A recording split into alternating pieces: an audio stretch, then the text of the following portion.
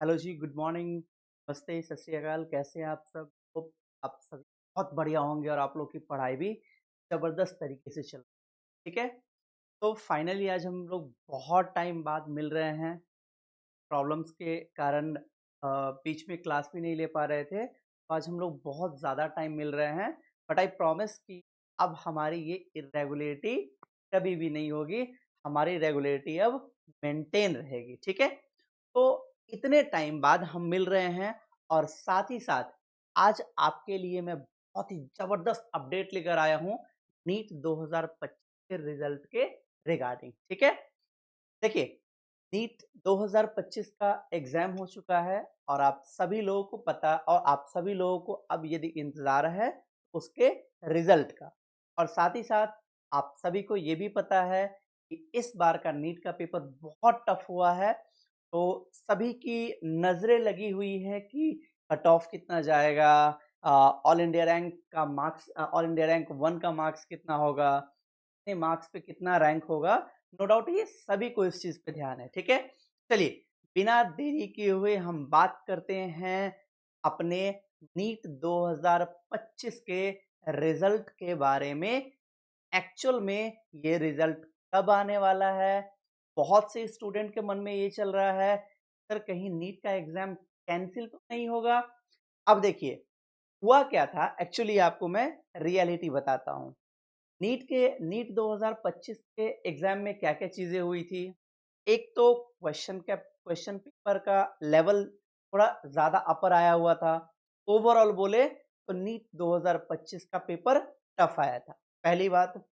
दूसरी बात कि यदि अपन बात करेंगे कि एमपी में एमपी के इंदौर में एमपी के इंदौर में कुछ सेंटर्स ऐसे थे जहां पे लाइट चली गई थी। एमपी के इंदौर में कुछ सेंटर्स ऐसे थे जहां पे लाइट चली गई थी और लाइट के चली चले जाने के कारण बहुत से बच्चों ने पेपर कैंडल कैंडल वगैरह जला करके दिया हुआ था, ठीक है? तो इसलिए बहुत से स्टूडेंट्स ने पिटीशन फाइल किया है, तो उस पे तो उसी पे जो एमपी हाई कोर्ट है, एमपी हाई कोर्ट इसने नीट के रिजल्ट पे स्टे लगा दिया था। ने नीट के रिजल्ट पे स्टे लगा दिया था। कारण मैंने आपको बता ही दिया कि नीट के रिजल्ट पे स्टे क्यों लगाया गया था, ये मैंने आपको डिटेल में यहाँ पे समझा ही दिया, क्योंकि एमपी में 14 सेंटर्स ऐसे थे जहाँ पे लाइट चली गई थी और लाइट चले जाने के कारण बच्चों को परेशानी हुई थी नीट का पेपर देने में। इसलिए एमपी हाई कोर्ट ने नीट के रिजल्ट पे स्टे लगा दिया, ठीक है?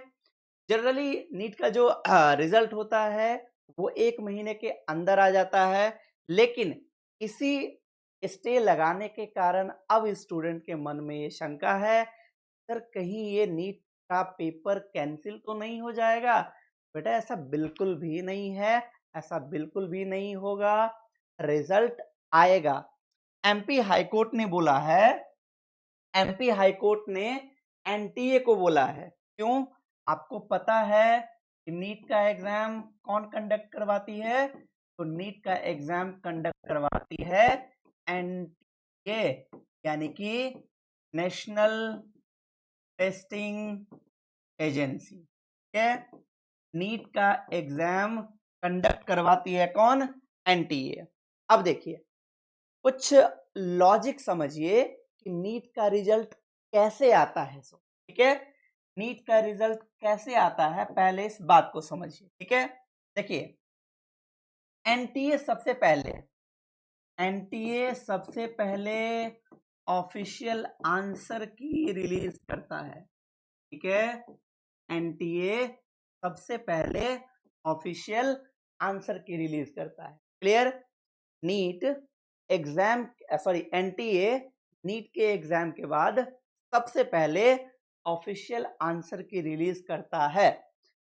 ऑफिशियल आंसर की रिलीज करने के बाद अप्रॉक्स ये 48 से 72 घंटे का आपको मोहलत देता है कि हो सकता है कि आंसर की जो आंसर की जो रिलीज किया गया है इसमें कोई एरर हो, इसमें कोई दिक्कत हो, तो आप इसके अगेंस्ट कंप्लेन कर सके।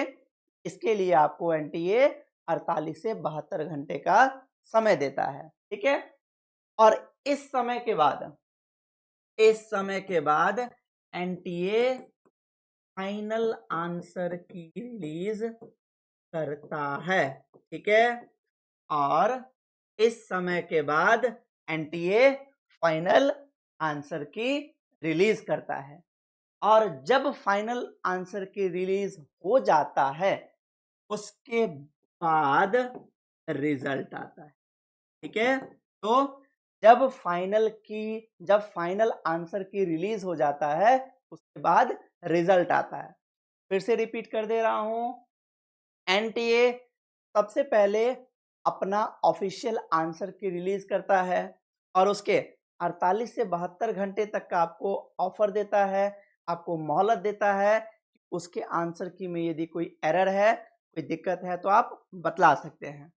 और उसके बाद एनटीए उस टाइम के बाद एनटीए फाइनल आंसर की रिलीज करता है और उसके बाद वो रिजल्ट को रिलीज करता है। क्लियर? तो ये होता है रिजल्ट रिलीज करने का प्रोसेस, ठीक है। अब जो आपके मन में डाउट था कि एग्जाम कैंसिल तो नहीं होगा, तो बेटा जी ऐसा बिल्कुल भी नहीं होगा, पहली बात। और दूसरी बात, एक्सपेक्टेड डेट कब तक का है? वैसे यदि बात की जाए तो 6 जून तक उसका रिजल्ट आ जाना चाहिए था, ठीक है। 6 जून तक नीट का रिजल्ट आ जाना चाहिए था, लेकिन किसी कारणवश यदि नहीं आ पाया, आप एक एस्टिमेट रखिए कि 7 से 8 जून तक रिजल्ट आ ही जाएगा।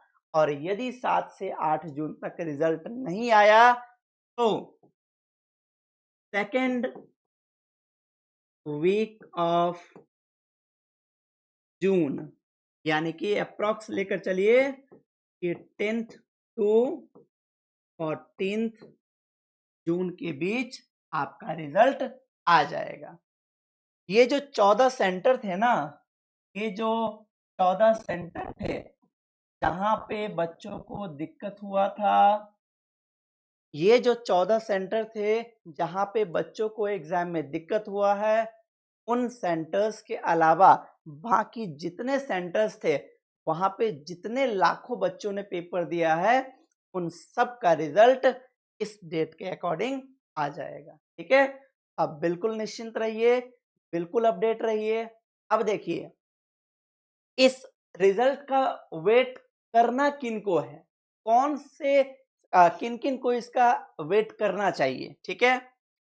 देखिए, यदि आपने पेपर दिया है और आपने आंसर की से मैच भी कर लिया है कि आपका कितना स्कोर बन रहा है अप्रॉक्स, क्योंकि देखिए अप्रॉक्स सबको पता चल जाता है कि उनका एवरेज स्कोर कितना बन रहा है। क्या आपका स्कोर ओनली 100 के आसपास में है, या फिर 200 के आसपास में है, या फिर 300 के आसपास में है, 400 के आसपास में है, 500 के आसपास में है, 600 प्लस है, या फिर 700 के आसपास में। क्लियर?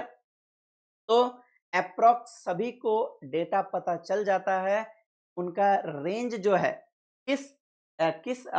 उनका जो स्कोर का रेंज है वो क्या होने वाला है, ठीक है। ऑन एन एवरेज अप्रॉक्स पता चल जाता है।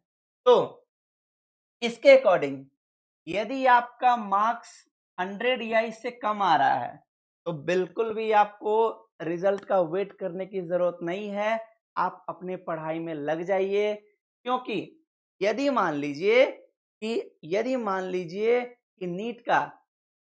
लीजिए कि नीट में आपको क्वालिफाइंग मार्क्स आपको 120 के आसपास में होने वाले हैं, ठीक है। नीट में क्वालिफाइंग मार्क्स 20 के आसपास में होने वाले हैं। ठीक है, तो जो बच्चे ऐसे हैं जिनका 150 से 200 के आसपास में नंबर आ रहा है और वो स्टूडेंट अब्रॉड जाना चाह रहे हैं, यानी कि विदेश से अपनी पढ़ाई करना चाह रहे हैं, तो यदि कोई स्टूडेंट ऐसे हैं तब बिल्कुल आप रिजल्ट का वेट कर सकते हैं। या फिर यदि ऐसा आपको लग रहा है कि आपका जो मार्क्स का रेंज है वो आपको 500 या फिर 550 प्लस है, ठीक है, क्योंकि इस बार पेपर बहुत टफ आया था, तो उसके अकॉर्डिंग जो कट ऑफ था वो कट ऑफ बहुत पीछे ही रहेगा। इसीलिए इस बार का जो एक एवरेज की यदि बात करूं, मैं यदि एवरेज कट ऑफ की यदि बात करूं, एवरेज कट ऑफ की यदि बात करूं तो अप्रॉक्स 570 टू 580 मार्क्स होने वाला है। ठीक है, तो याद रखिएगा, एवरेज कट ऑफ की यदि बात करते हैं अपन तो 570 से 580 के रेंज में आपको कॉलेज मिलने का चांस है। तो यदि आपको इंडिया से एमबीबीएस की पढ़ाई करनी है और आपका एवरेज 500, 520 या फिर 550 प्लस है, तो बिल्कुल आप वेट कीजिए, बट साथ ही साथ पढ़ाई में लगे रहिए कि यदि ना हो पाया या फिर कुछ रैंक से रह जाए तो आपको नेक्स्ट ईयर आपका एक सीट फिक्स हो जाए। ठीक है, तो उस चीज में लगे रहिए। बाकी ऐसे स्टूडेंट 150, 200, 250, 300, 400, 500 या फिर उससे कम के रेंज वाले हैं और जो अब्रॉड भी नहीं जाना चाह रहे हैं, तो जाहिर सी बात है कि आपका सिलेक्शन का बहुत कम चांस है। इसीलिए आप नीट 2026 के तैयारी में लग जाइए, हम आपके साथ हैं। और अब हमारी डेली क्लासेस होगी, कंटिन्यू क्लासेस होगी, कंसेप्ट पढ़ाएंगे, रिवीजन करवाएंगे, क्वेश्चन प्रैक्टिस करवाएंगे, पीवाईक्यू करवाएंगे और आपको सिलेक्शन दिलवाएंगे। ठीक है, तब तक के लिए जिन स्टूडेंट ने अभी तक चैनल को सब्सक्राइब नहीं किया है, आप लोग चैनल को सब्सक्राइब कर लीजिए। यदि अभी के टाइम की बात करेंगे तो रात के 2 बज रहे हैं और आपके लिए मैं यहाँ पे वीडियो शूट कर रहा हूँ, प्लस मेरी तबीयत भी सही नहीं है, लेकिन फिर भी आपके लिए मेहनत कर रहा हूँ, यार एक सब्सक्राइब तो बनता है। ठीक है, चलिए तब तक के लिए बाय बाय, शुभ रात्रि, मिलते हैं अपने क्लास में। ठीक है, थैंक यू।